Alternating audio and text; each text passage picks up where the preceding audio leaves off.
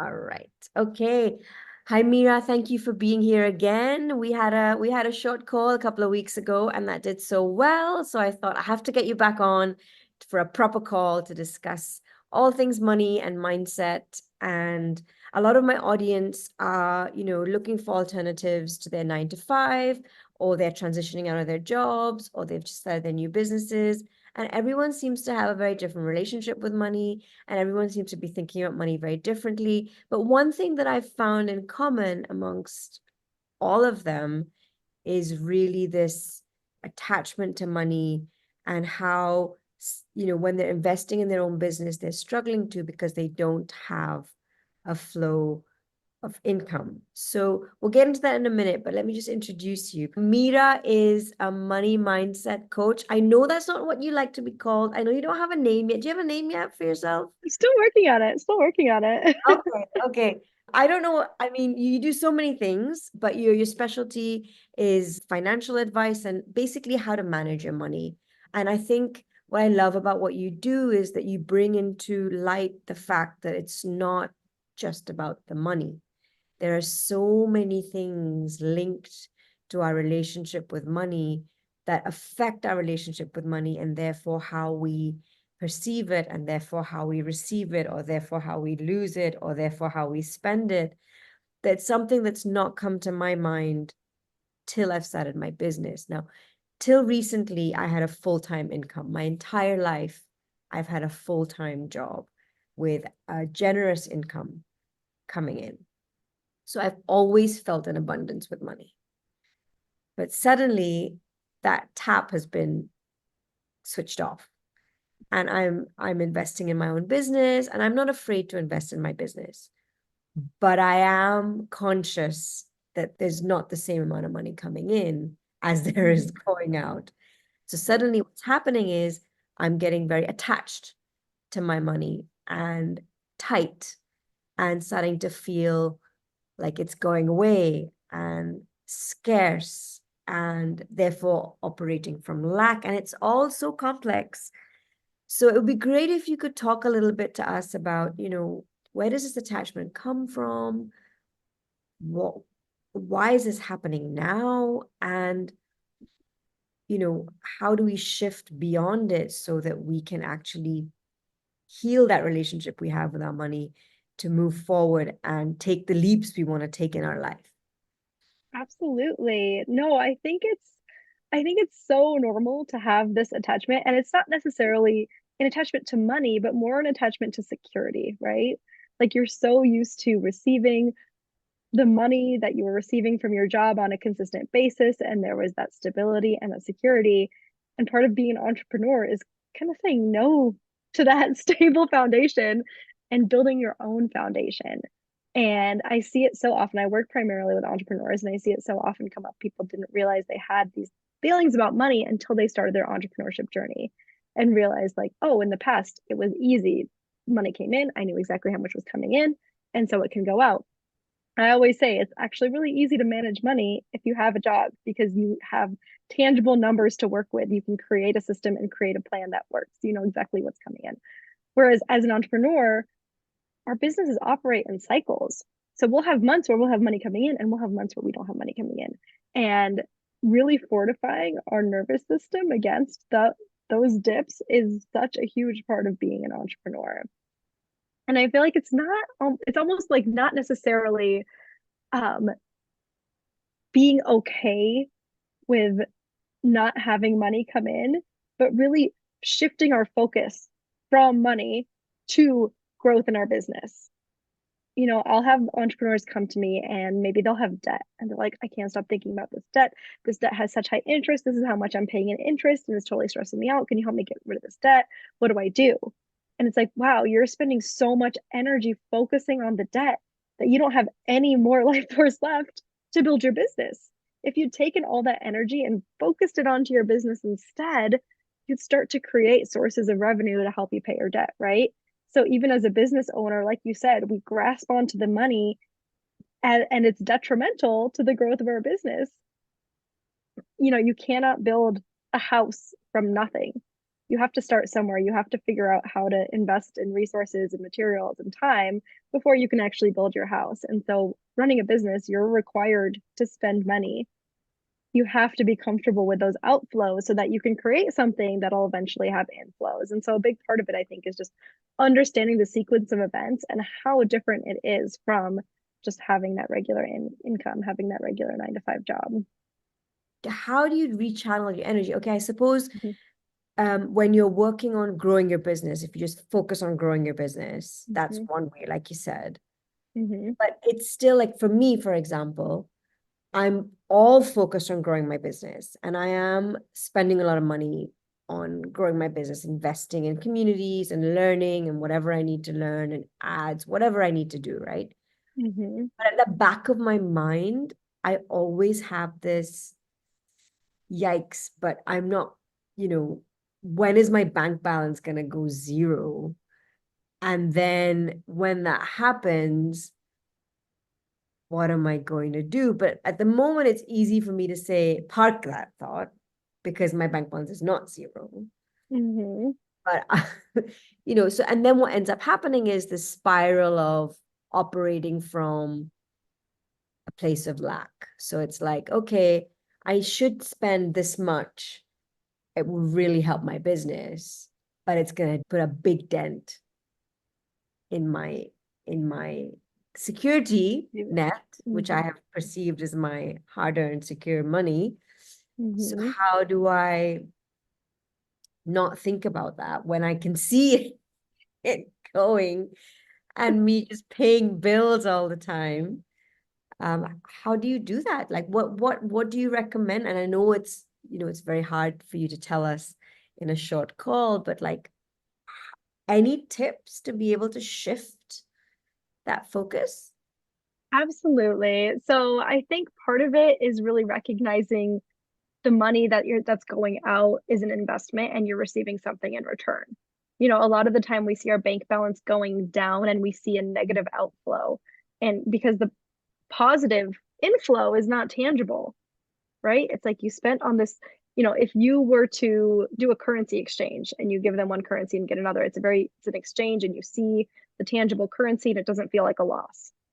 But when you spend money on a product or even especially a service, the money goes out and the service comes in and it's less tangible. And so you feel like you have less than what you started with. But in reality, how you can think of it is that the money is moving from one bucket into another. The Mhm. money is moving from the savings account bucket into this business foundation bucket. And so you're using that to actually create something of tangible value. So I think one good way is to almost visualize how that money is moving and it's not being depleted. You're simply shifting hands. It's going from one place to another place. And so now you're like, okay, I don't have the money anymore, but I have all the value in this software tool. I have all the value in this conversation, in this community, whatever that value is. So a lot of it is recognizing that shift. I'm a big gratitude person. So also just reminding yourself to be like, wow, I'm so grateful I had that money in there so I could use it to do this to support my business because otherwise it would be really difficult. I don't necessarily think that people need to spend a lot of money to build their businesses. I think that there's a lot of language and conversation around that happening online, especially about you have to spend money to make money, or if you don't buy this thing, then your business won't be successful. And I think that that type of marketing is really dangerous. There are a lot of people who have started very successful businesses without having to go into debt or spend hundreds of thousands of dollars or whatever it is. And so I also think to remind yourself that you're making this decision, right? You don't have to spend all that money. You could not use the software tools and stay up really late and work long hours and like try to figure it out yourself. There are other avenues, but you're using your money to create a shortcut in your business. You're using your money to create a faster way of getting to your end result. So it's really just shifting the way you perceive what you're doing. Um, Exactly. and then also it comes to like not only spending on your business, but it's like I've also spoken to so many other moms and they're like, yeah, you um, like they may spend a lot of money going to the salon or going to the gym or before, or Mm-hmm. like let me go and treat myself today. But that suddenly becomes like this because you're like, oh, I don't need that. I don't need that at the moment. I don't need that at the Hmm. moment. And again, you go into this lack, but I guess it would be a very similar scenario when it comes to well-being. Because, like I've also been reading a lot about, energetics and how, so much about your business, but it's how you feel and so many things, right? Yes. And it's all Yes. connected. It's all connected. So in my mind, I'm like, I'm not going to skip going to the gym, even though I have a fee to pay to go. I want to go because it makes me feel better. It shifts my energy Hmm. and it makes me do better work and I'm a better Yep. person all around. So I almost think of it as a business investment Yeah. because I'm like, I need this for my well-being, but I never thought of that before. Yeah, 100%. I'm so glad that you brought this up because I feel like a lot of the time we compromise these things that we really need and don't realize how it's negatively affecting our business. And so what part of it really is establishing like what are the pillars in my life that require me to pour into, my health, my family, maybe my nutrition, whatever those are. And so making sure that you're prioritizing those things and you're not compromising those things for financial reasons. And then one thing I talk a lot about in my programs and when I'm guest coaching is this idea of like a lean luxe lifestyle. So figuring out the things that are making the most impact on you. Okay, like going to the gym has such a profound impact on me. So I'm keeping those things that have that profound impact and then just dropping the rest, you Mm, know? I like So that. you're really like winnowing down the things that make you feel really good. Like I love a good bath bomb. It makes me feel like, I don't know, like I'm a princess or whatever it is. And so it's like I'm willing to pay money for that because it puts me in that elevated state. It puts me in the frame of mind that I need to be in to successfully run my business. But maybe ordering DoorDash is not actually changing my mental state or making me feel anything. And so maybe I just don't do that and I cut that out. So really finding the things that make a tangible difference. And a lot of the time those things don't even cost money. Like I love my YouTube yoga and I will like do it every night on the mat in front of my bed. And I don't do it because it's free. I do it because I love it and it just happens to be free. So really looking at your life and looking at the things that bring you joy and bring you pleasure and make you feel whole and make you feel on top of the world and making sure you're incorporating those things and then everything else can fall by the wayside. I think at the crux of it, it's all about like the way you perceive the value of money, Hmm. the shift in that. When you're Yep. shifting professions or when you're shifting, you know, uh, phases of your life and going through a different cycle, you Hmm. suddenly, the value of money starts to change because your position on money changes. I think the work you do is so interesting because like I've honestly, just by watching you on Instagram, I feel like I learned so much about mindset and like the small tips you give about budgeting and about, using your credit card and, a lot of the stuff because you're in the US. Fortunately, it doesn't apply to us in Dubai because we don't pay Right. tax. We have a few luxuries like that. Mm. I feel like changing your perspective on money is so foundational to running your own business. Yeah. I feel like nobody, like especially in this part of the world, people don't talk about it. The only people I know that talk about it are not here. You know? Right. Right. And money's traditionally been this very like hush hush thing. People use it as a way to establish their status. And so you don't want to talk about what it's like to be depleting your bank account. You don't want to talk about it, what it's like to have to make decisions to choose X or Y. But it's so foundational, I think, to being a happy and fulfilled entrepreneur. Yeah.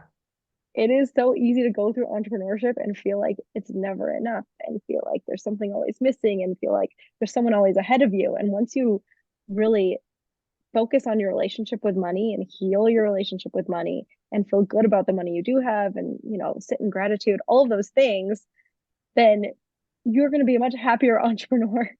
You're not going to be the stressed out, burned out, hustling person. You're going to be able to like approach your work with joy and ease and happiness and think more about who you're serving and making an impact than anything else. So, as someone who's just starting out, like me, and a lot of people in my audience who are really hustling because it's the beginning of their business and they're still evolving and they're still figuring out their offer and they're still figuring out who they serve and how they position themselves. obviously money plays a big role in how they move forward in their business. So what would be the top three things you would say they start thinking about to be able to move forward? So the first thing I would say is the way that I like to think about it is kind of an energy exchange. Like you will put a lot of effort into things, you'll work on a lot of different things, and you won't always see an immediate return. But almost always, all the energy you put into that thing is going to come back to you somehow. And so I think, especially when you're in the beginning stages, you're creating things and maybe they don't sell, and maybe you're writing things and nobody reads it and all of that stuff. And you think, is this working? Am I actually am I doing anything? And it's like, well, the energy that you're putting out in writing those things and creating those products, that's all going to eventually come back to you. So part of it is just like sticking with it, making sure that you're thinking like an entrepreneur, you're thinking solution oriented. So And really if understanding that everything that you're putting out is come gonna back come back somehow. Like and I believing told in this that. exactly. Yeah. Like I told this story about how I remember when I first started my business, I was up to like 3 a.m. working on this. Like it was like a blog post. It was so long and it was so detailed. And I wrote it all out and then I never ended up using it. And I was like, man, I put so much energy and effort into that and never ended up using it. And then like years later, I had a client ask the exact question that that post answered. And I was able to just pull it from my archives and give it to her. I was like, okay, there's all of these things that you're going to do, and you're not going to realize in the moment how that's actually affecting your business and how that's helping you grow your business and grow your wealth. But it does all come around, and money is an energy exchange. And if you're putting energy out and you're being solution oriented, then you almost have to have this faith that things are going to work out and come back. So that would be one. The second thing is to recognize that there is going to be some financial compromise in the beginning of your journey.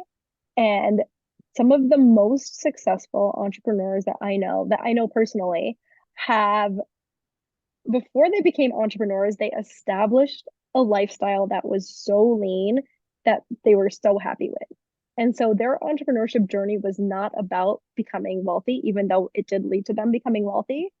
It was really focused on the passion of their work because they knew that they didn't need a lot of financial resources to be happy. And so therefore they weren't focused so much on the numbers as they were like the work and the product and making it really good and making it so that it has the most amount of impact. And then from there, they ended up attracting so many clients and creating so much. Like these are women I know that, make millions of dollars a year. And they both had these life situations where they were living on like $500 a month. They got really comfortable like without having these monetary luxuries, and just like knowing that true happiness and true luxury is being able to live life on your own terms. And then from there, so I think a lot of the time we start a business and see in the back of our head like, I want to make a ton of money, but it's really like focus on serving people, focus on your product, focus on making things so good that of course you're going to end up with a lot of money, because of course you're going to have so many people flocking to you. Yeah, and I think they're very, both of them, these are very important reminders because it's so easy to get Mm-hmm. lost in the tunnel of doom, you know? Exactly. The other thing that I want all beginning entrepreneurs to remember is that your timeline is your own. There are so many people out there who are going to tell you that you can make X amount of money in 4 months or less than a year, or it's going to happen really fast, or it happened really fast for me. And that might be true for them, but your timeline is going to be totally your own. And maybe it'll happen fast, but maybe it won't. And if it's not happening fast, there's probably a reason for that. Maybe your nervous system needs to calibrate to higher levels of money coming in. Maybe you just need to understand money at a slower pace. Like there's so many different reasons. And when I work with clients, they come to me and they're like, I have this debt and I've been in business for a year and I don't know what to do and I'm failing. And I'm like, you've only been in business for 1 year. You've invested so many resources into your business. Like you are so on time. There is no rush. There is no race. As an entrepreneur, you're in this for the rest of your life for most people, if that's what they choose to do. And so it really is like, how can you take slow action? Steps, like small steps in the right direction, are going to be way better than huge steps that keep pushing you backwards. So it really is keeping pace, maintaining a nice slow pace. And then as your body and your nervous system and your mindset gets on board, then you can start to ramp things up. But there's no rush, there's no race, there's no finish line. It really is just like everyone's got their own pace on the journey. No, this is so important because as you said, online, you'll see so many people posting stuff like, 0 to 20K months in 1 year. And you're just like, what? How are they doing this? Yeah, and it's Right. actually, I find it quite discouraging than it's Mm-hmm.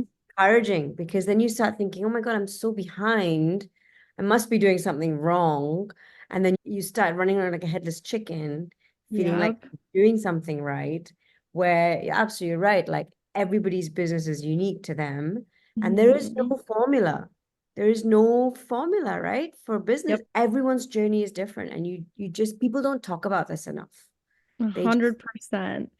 There's um, no formula, and those things make you feel like, oh, I don't have the secret, but that person does. So if I yes, give them my money, then I'll have the secret. And then like that, you can fall into that trap and end up spending so much money when in reality, you can build a business without having to spend that much money. You yeah, can build a business without having to hire those coaches or whatever it is. Like you can do it on your own.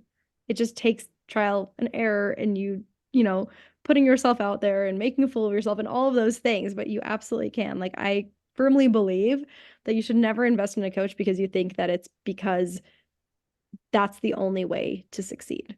yeah. It should always be from this overflow state of like, okay, I know I can do it on my own, and yet I still desire to, for more, and I have the resources to do so. So never as a last resort, never as like, this is what's going to save my business, because invariably it won't work out that way. Great. Well, thank you very much for your time. I really enjoyed talking to you. So I really hope that my audience enjoys this interview because I know there's so much value in it.